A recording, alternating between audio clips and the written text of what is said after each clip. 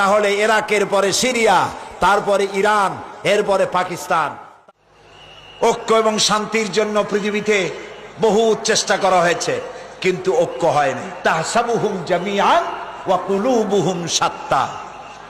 দেখা যায় এরা সব ইউনাইটেড, কিন্তু তাদের কলিজা একজন থেকে আরেকজনের কলিজা যোজন যোজন দূরে। মানুষের শান্তির জন্য মানুষেরা অনেক চেষ্টা করেছে, ন্যাটো করেছে, আসিয়ান করেছে, সার্ক করেছে, এরপরে ইউনাইটেড নেশনস অর্গানাইজেশন করেছে, লিগ অব নেশনস করেছে। পৃথিবীর মানুষের শান্তি আসছে বলেন?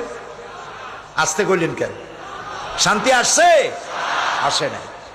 পৃথিবীতে যুদ্ধ হলো, প্রথম বিশ্বযুদ্ধ, আর যাতে যুদ্ধ না হয় সেই জন্য লিগ অব নেশনস তৈরি হলো। প্রথম বিশ্বযুদ্ধে বহু লোক মারা গেল, আর যাতে যুদ্ধ না হয় লিগ অব নেশনস তৈরি হলো।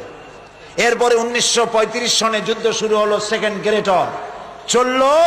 এই যুদ্ধ 1945 সন, একটানা 6 বছরের যুদ্ধে লক্ষ লক্ষ মানুষ মারা গেল, কোটি কোটি বনি আদম ক্ষতিগ্রস্ত হলো, হাজার হাজার বিলিয়ন মিলিয়ন ট্রিলিয়ন টাকার ক্ষতি হলো বিশ্ববাসী।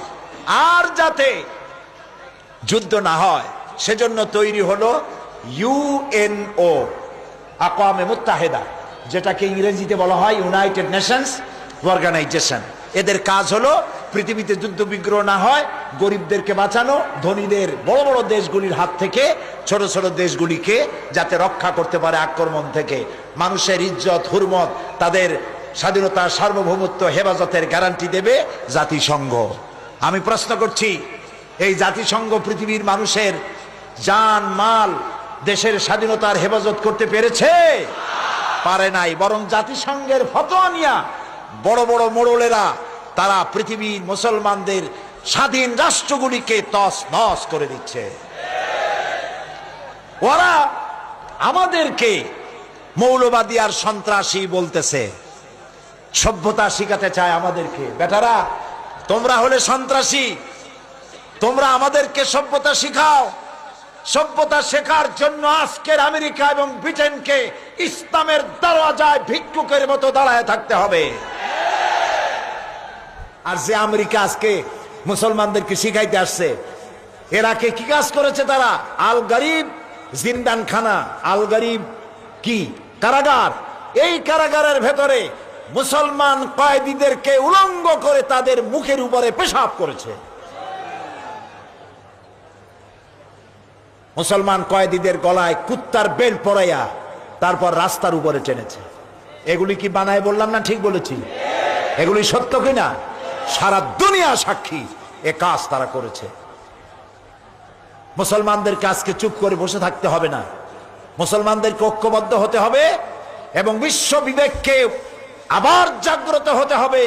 এই পশু শক্তির বিরুদ্ধে ইরাকের উপর থেকে দখলদার সৈন্য তাদেরকে উঠায় দেওয়ার জন্য সারা দুনিয়ার মানুষের চাপ সৃষ্টি করা এখনই প্রয়োজন। এটা যদি না করা হয় তাহলে ইরাকের পরে সিরিয়া, তারপরে ইরান, এরপরে পাকিস্তান। তার দৃষ্টিতে, আমেরিকার দৃষ্টিতে পৃথিবীর সব মুসলমানেরা সন্ত্রাসী। আর শ্যারন নাকি শান্তির পায়রা। শ্যারনের চিনছেন? শ্যারনকে ইসরায়েলের প্রধানমন্ত্রী। শ্যারন নাকি শান্তির পায়রা বলেছে কে?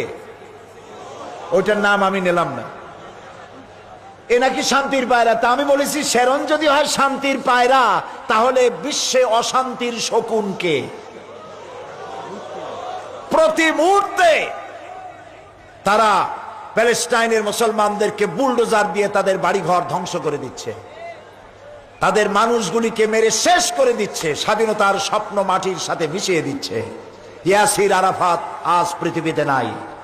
সারা দুনিয়ার শান্তিকামী মানুষের, মুক্তিকামী মানুষের প্রাণের স্পন্দন ছিলেন ইয়াসির আরাফাত। তিনি চলে গেছেন পৃথিবী থেকে। আমরা আশা করব আল্লাহ তাআলা সাহায্য করবেন ফিলিস্তিনিদেরকে, আমরা যেন দেখতে পারি অভিশপ্ত ইহুদিদের হাত থেকে প্যালেস্টাইন আল্লাহ মুক্ত করেছেন। আল্লাহ তৌফিক দিন।